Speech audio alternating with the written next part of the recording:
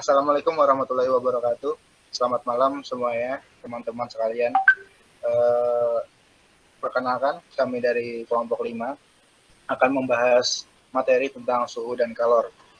Ya, sebelum memasuki materi tersebut, perkenalkan dulu. Nama saya Muhammad Dimas Fadilah dan teman-teman saya yang pertama ada Rizal Setiawan. Halo. Lalu ada Atia Kamila. Halo.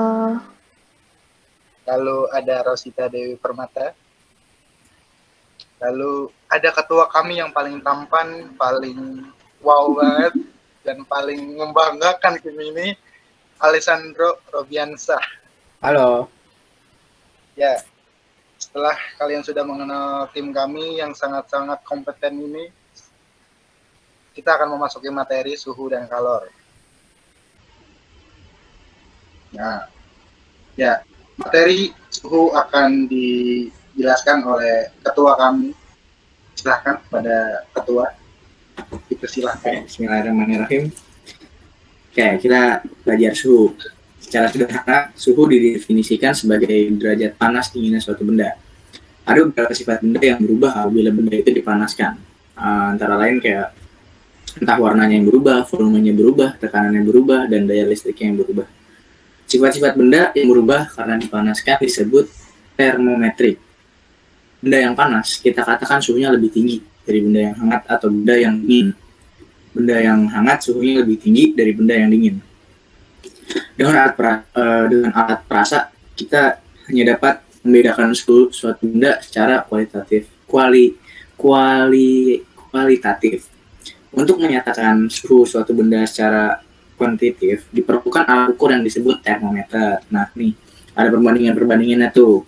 Kayak Celsius, banding Reaumur, banding Fahrenheit, banding Kelvin. Itu sama dengan 5 banding 4, banding 9, banding 5. Oke, next. Ya, lalu ada kalor.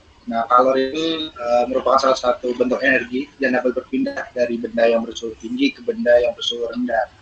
Nah, jika kedua benda tersebut saling bersentuhan, nah, karena kalor itu tuh merupakan suatu bentuk energi yang maka suatu kalor dalam SI adalah Joule dan dalam CGS adalah ERG. Nah, 1 Joule itu tuh sama dengan 107 ERG. Nah, lalu kita ada 3 cara gitu, cara perpindahan kalor yang dapat terjadi. Yang pertama ada konduksi, lalu konveksi, lalu radiasi. Nah, konduksi itu tuh adalah hantaran atau perpindahan kalor melalui zat perantara di mana partikel-partikel zat perantara tersebut tidak berpindah. Nah, yang kedua ada konveksi atau aliran. Nah, konveksi atau aliran ini bisa dikatakan perpindahan kalor karena aliran zat yang dipanaskan. Konveksi hanya terjadi pada zat yang dapat mengalir, yaitu zat air dan zat gas. Lalu yang ketiga ada radiasi. Nah, radiasi ini antara bumi dengan matahari terdapat ruang hampa yang memungkinkan terjadinya konduksi dan konveksi. Akan tetapi, panas matahari dapat kita rasakan dalam hal ini, kalor tidak mungkin berpindah dengan cara konduksi ataupun konveksi. Perpindahan kalor dari matahari ke bumi terjadi radiasi atau pancaran. Nah, jadi radiasi itu tuh perpindahan kalor tanpa zat perantara atau secara langsung gitu.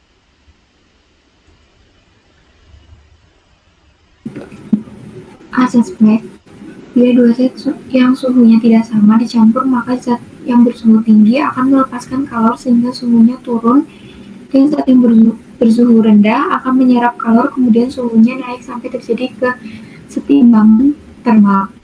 Karena kalor merupakan suatu energi, maka secara hukum kekekalan energi diperoleh kalor yang dilepaskan sama dengan kalor yang diserap.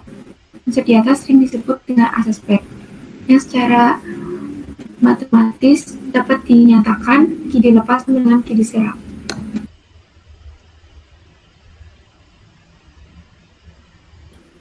Ya, jadi penerapan suhu dalam kehidupan sehari-hari itu kita ambil contoh yang dekat dengan kita aja lah. Kita di jalan pasti sering lihat kabel listrik. Pada siang hari kabel listrik ini akan kendor, sedangkan di malam hari kabel listrik ini kita melihatnya pasti kencang. Nah, kabel listrik dipasang demikian agar pada malam hari suhunya dingin. Kabel nggak terlalu tegang atau putus saat mengalami penyusutan. Next. Lalu penerapan kalor dalam kehidupan sehari-hari seperti gambar di samping. Proses memanaskan panci berisi air pada rambatan panas api dari kompor ke panci adalah proses radiasi. Kemudian air yang panas di bagian bawah panci akan bergerak ke atas, bertukar posisi dengan air di bagian atas menghasilkan transfer panas melalui proses konveksi.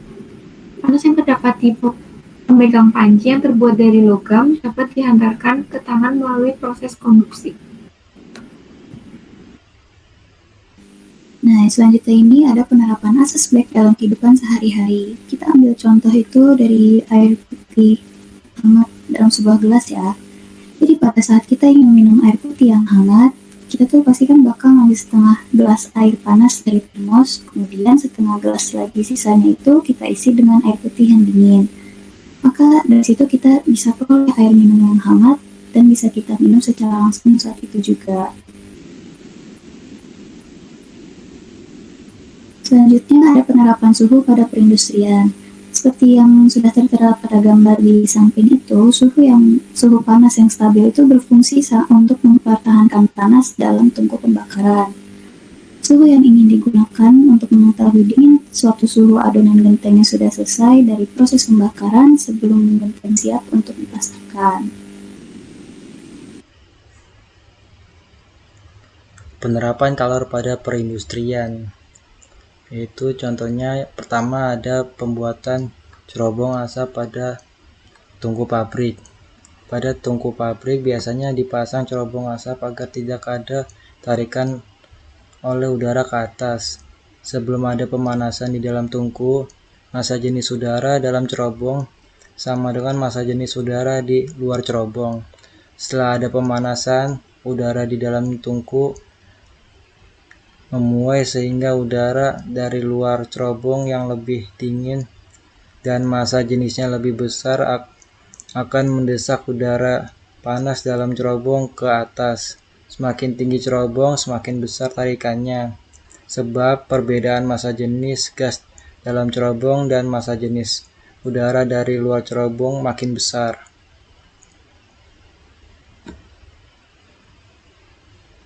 Yang kedua ini ada panel surya. Panel surya adalah alat yang menyerap kalor radiasi matahari. Kalor dari matahari akan diserap oleh permukaan hitam lalu dihantarkan secara konduksi melalui logam. Selanjutnya, kalor dipindahkan ke bagian sistem pemanas air yang sudah terhubung. Yang ketiga ada pipa penukar kalor. Pipa penukar kalor yang banyak digunakan di bidang industri merupakan suatu alat yang digunakan untuk memanaskan zat cair atau udara pada suatu wadah. Di dalam pipa dialirkan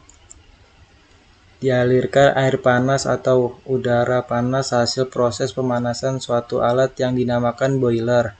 Pipa penukar kalor dimasukkan pada tempat atau wadah yang berisi air atau udara yang akan dipanaskan sehingga terjadi perpindahan kalor secara konveksi dan konduksi.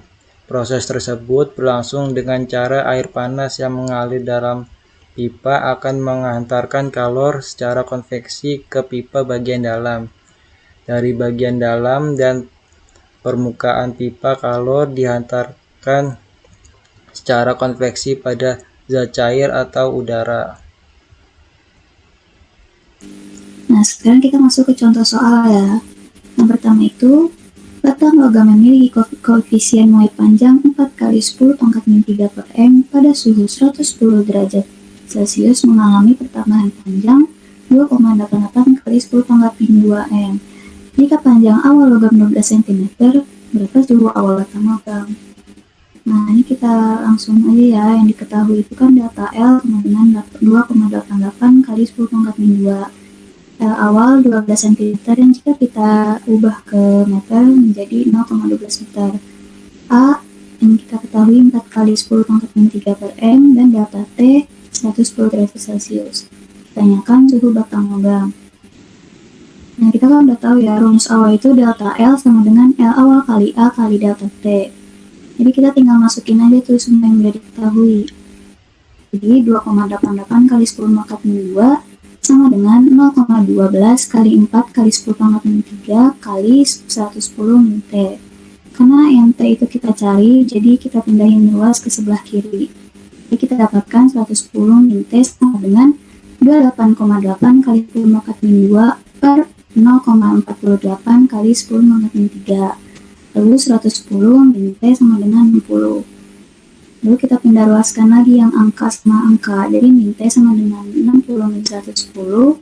Min T sama dengan min 50. Atau bisa kita ubah juga T sama dengan 50 derajat Celcius.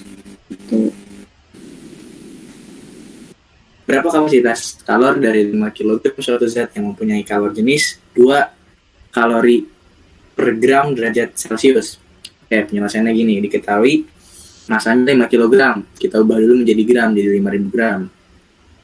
Terus massa jenis airnya, kalor jenis airnya 2 kalori per gram derajat Celcius. Yang ditanyakan adalah kapasitas kalornya. Oke, kita langsung jawab. Kita ambil rumus itu aja tuh yang langsung ke M kali C. Jadi masanya 5.000 gram, massa jenis airnya 2. Langsung dimasukin 5.000 dikali 2 sama dengan 10.000. Terus C-nya sama 10.000 kalori per derajat Celcius. Oke, ya, next. Oke, teman-teman, Ibu, makasih. Ini dari kelompok 5, kurang lebihnya mohon maaf apabila ada salah kata. Wabillahi taufiq wal hidayah. Assalamualaikum warahmatullahi wabarakatuh.